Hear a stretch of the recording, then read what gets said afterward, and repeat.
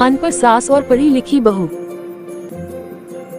शीला अपनी सहेली के साथ कपड़े खरीदने मार्केट में जाती है और अपने बेटे की शादी की बात करती है।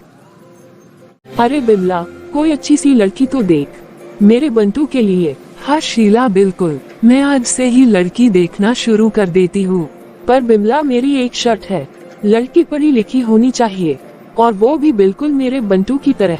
हाँ देखती हूँ शीला, पर आजकल अच्छी लड़कियाँ मिलती ही कहाँ है। बोल तो तू सही रही है, तभी तो मैंने अभी से अपने बंटू के लिए रिश्ते ढूंढना शुरू कर दिया है। बहुत ही सही किया शीला तूने, नहीं तो आजकल बच्चे 30 साल के हो जाते हैं, फिर भी उनको शादी नहीं करनी होती, और जब शादी होती है तो बच्चे छोटे छोटे होते हैं और माँ बाप जल्दी बूढ़े लगने लगते हैं। हमारे टाइम में तो जहाँ लड़की 16 साल की हुई घर वाले शादी करवा देते थे। वो टाइम गया बिमला, आजकल तो बच्चे पढ़ाई लिखाई करने में ही आधी जिंदगी निकाल देते हैं और फिर ऐसे बच्चों को पढ़ी लिखी लड़की ही चाहिए होती है। अरे मेरे राम, बात करते करते कितना टाइम हो गया पता ही नहीं चला। चल अब घर चलते हैं, जैसे ही कोई अच्छी लड़की मेरी नजर में आएगी तो मैं बता दूंगी। चल ठीक है। फिर शीला घर आकर अपने पति को सारी बात बताती है। शीला, हमारा बंटू अभी छोटा है, काहे को तू उसकी शादी करने पर तुल्ली हो। 30 साल का हो गया है और तुम्हें छोटा लग रहा है। तुम्हारा बस चले तो तुम तो कभी उसकी शादी ही ना करो। हाँ तो ठीक ही तो है, वैसे भी आज तक शादी करके किसका भला हुआ है। हाँ हाँ मार लो तानी, आप तो ऐसे बोल रहे हैं जैसे हमें तो पता नहीं है। हमने आपकी जिंदगी में कितना जहर घोला हुआ है। अब तू अपना रूना लेकर मत बैठ, तेरा टाइम गया, अब बच्चों की बात कर। मैं तो वही कर रही थी, लेकिन आपको ही तो मजा आता है मुझे सताने में। तुमने बहू ढूंढनी तो शुरू कर दी, पर तूने बंटू से पूछा कि उसको कैसी लड़की चाहिए। अरे उसको क्या पता इन सब बातों का, आज तक उसने अपने लिए कोई सामान तक नहीं खरीदा और अपने लिए लड़की क्या पसंद करेगा। जब तक मैं बैठी हूँ, मैं ही अच्छे से सब कुछ देखभाल कर एक सुंदर सुशील और पढ़ी लिखी बहू लेकर आऊंगी। आप ये काम मुझ पर ही छोड़ दो, मैं देख लूंगी। हमारी बेटी सपना तो पढ़ी नहीं और आपके पूरी खानदान में भी कोई पढ़ा लिखा नहीं है। अगर हमारी पढ़ी लिखी बहू आएगी तो आगे आने वाली पीढ़ी हमारी तरह अंगूठा छाप तो नहीं होगी। मैं बिमला से बात करती हूँ। चलो ठीक है, जैसे तुम्हें ठीक लगे। अब बिमला भी क्या करे, बिमला बहुत रिश्ते दिखाती है लेकिन शीला को लड़की पसंद ही नहीं आती। शीला, तुझे बहू सिर्फ सुंदर ही नहीं पढ़ी लिखी भी चाहिए और साथ में लड़की को घर का सारा काम भी आना चाहिए। अब इतनी शर्तों के साथ भला ऐसी बहू मैं कहाँ से लाऊं? शीला, पिछले कुछ दिनों में मैं 50 से भी ज्यादा लड़कियां दिखा चुकी हूँ, पर आज तक तुझे अपनी बहू बनाने लायक कोई भी नहीं लगी। अरे बिमला, तूने जो लड़कियां दिखाई है, एक के बाल तो देखा था कैसे मैगी जैसे थे और एक की तो नाक भी थोड़ी टेढ़ी लगी हमें। अरे शीला, ऐसे तो कोई भी लड़की नहीं मिलने वाली, सब में कुछ ना कुछ कमी तो होती ही है। तुझे पढ़ी लिखी बहू चाहिए थी, ये तो बंटू से एक क्लास ज्यादा ही पढ़ी है। तो फिर क्या हो गया बिमला, हम अपने बंटू की शादी ऐसे ही किसी काली पीली लड़की से थोड़ा कर देंगे। अगर आपसे नहीं हो रहा तो आप रहने दो। मैं अपनी गंगानगर वाली भाभी को बोलती हूँ, वो तो बहुत अच्छे रिश्ते करवाती है। जैसा तुझे ठीक लगे शीला, पर ऐसी लड़की तो मिलना मुश्किल है। चल फिर ठीक है, मैं चलती हूँ। अरे क्या हुआ बिमला, रुको तो सही। नहीं शीला, मुझे और भी काम है, मैं चलती हूँ। शीला बिमला की बात सुनकर हैरान हो जाती है और घर आकर बैठ जाती है और बंटू अपनी माँ को परेशान बैठे देखता है। अरे माँ, क्या हुआ, आप इतनी परेशान क्यों हो? अरे मैं तेरी आंटी बिमला से मिलकर आ रही हूँ, बड़ी ही अजीब बातें बोल रही थी। बोलती है ऐसी लड़की तो मिलना मुश्किल है। माँ, आंटी सही तो बोल रही है, आपकी डिमांड भी तो बहुत है। माँ, आप पढ़ी लिखी लड़की ढूंढ रहे हो, पढ़ी लिखी लड़की आएगी तो वो तो नौकरी करेगी, तो क्या आप उसको नौकरी करने दोगे? क्यों नहीं करने दूंगी, अगर पढ़ी लिखी होगी तो नौकरी तो करेगी ही। हमें तो कोई दिक्कत नहीं है बेटा, सुबह उठे अपना घर का छोटा मोटा काम करे और जाए ऑफिस। माँ, आप बहू ला रहे हो या मशीन? तू चुप कर बंटू, सब हो जाता है। तू बस देखता रह, मैं ऐसी बहू लाऊंगी कि सब देखते रह जाएंगे।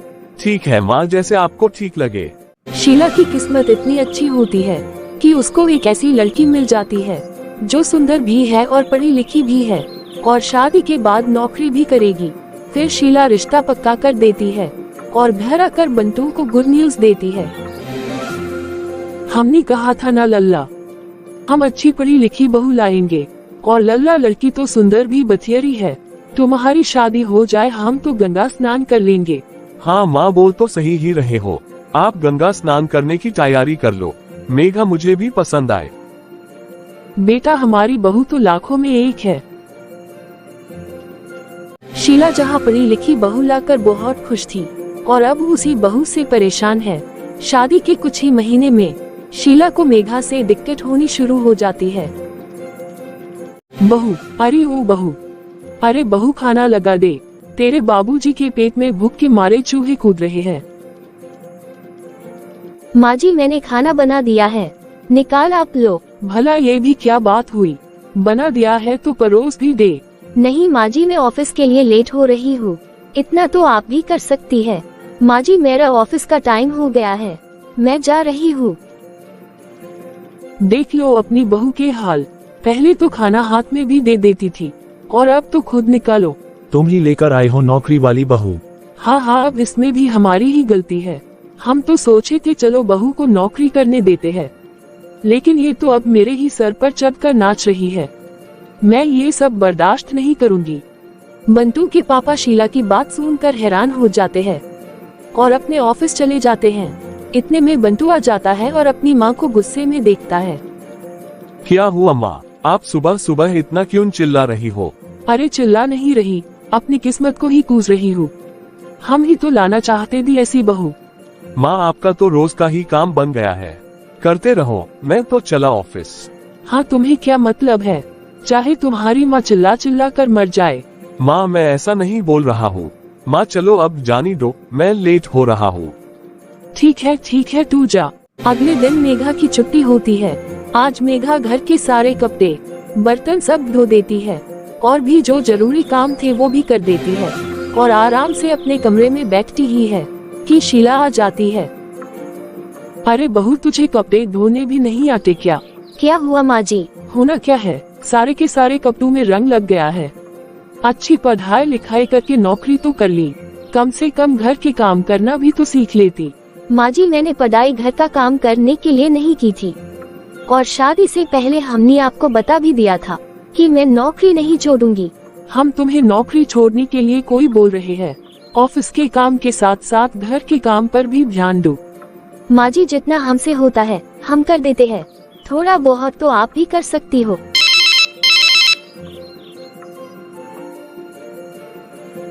हाँ जी सर। हेलो मेघा। जी सर। मेघा तुम्हें अभी ऑफिस आना होगा। लेकिन सर वो आज हम लीव पर हैं। जानता हूँ, लेकिन एक अर्जेंट मीटिंग है। पर लेकिन सर। कोई लेकिन वेकिन नहीं, अभी जल्दी ऑफिस आओ। ठीक है सर, अभी आते हैं हम। माँ जी ऑफिस में अर्जेंट मीटिंग है, मुझे अभी ऑफिस जाना है। अरे लेकिन हमारी बात अभी पूरी नहीं हुई।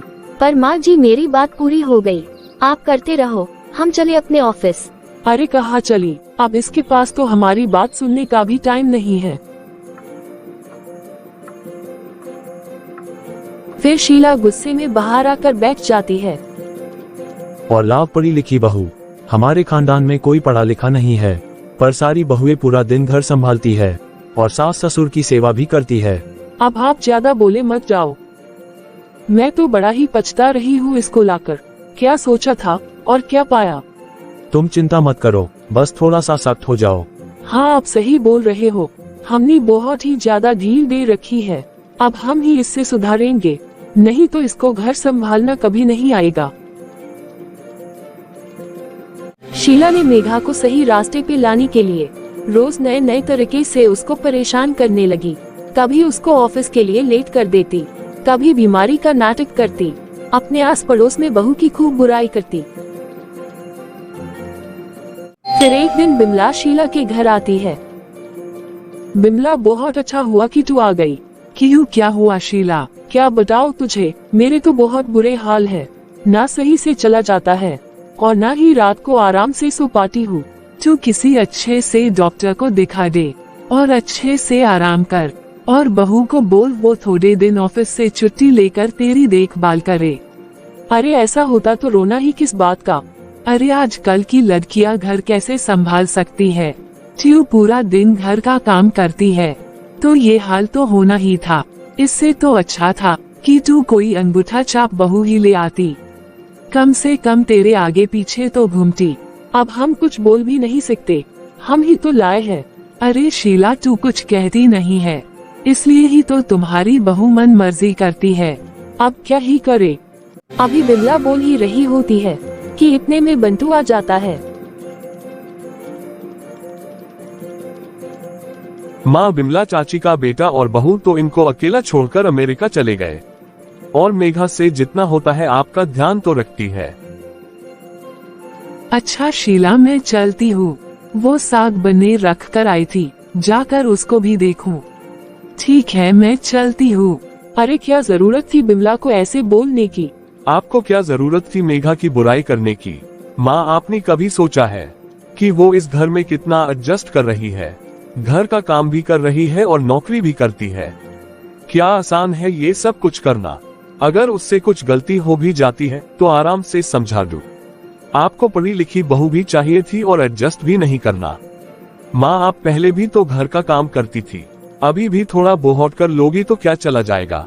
ये बात तो आजकल सबको समझनी चाहिए। अगर आपकी खुद की बेटी होती तो भी ऐसा ही करती क्या आप। वो ऑफिस से आती तो आप उसको बिठाकर और बहुत ही प्यार से खाना खिलाती।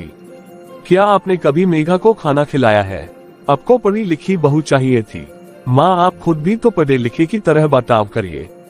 बहू घर का काम भी करे और नौकरी भी जाए, बच्चा भी संभली और कोई आया गया हो उनकी भी सेवा करे। बहू चांद पर भी चली जाए, पर कहीं भी जाने से पहले खाना बनाए भी और खिला कर भी जाए। मेरी नजरों में मेघा की बहुत इज्जत है, जो दिन रात मेहनत भी करती है और आपकी बातें भी सुनती है। अब बस भी करो माँ, खुद भी जियो और सबको जीनी भी दो। हम कहाँ कुछ कह रहे हैं, हम तो बोल ही रहे हैं नौकरी करे। तू सही बोल रहा है लल्ला, पर हम भी इंसान है बेटा, गलती हो जाती है। अब से जो हमसे होगा वो हम कर लेंगे। थोड़ा बहुत मेघा कर लेगी और काम वाली भी रख लेते हैं।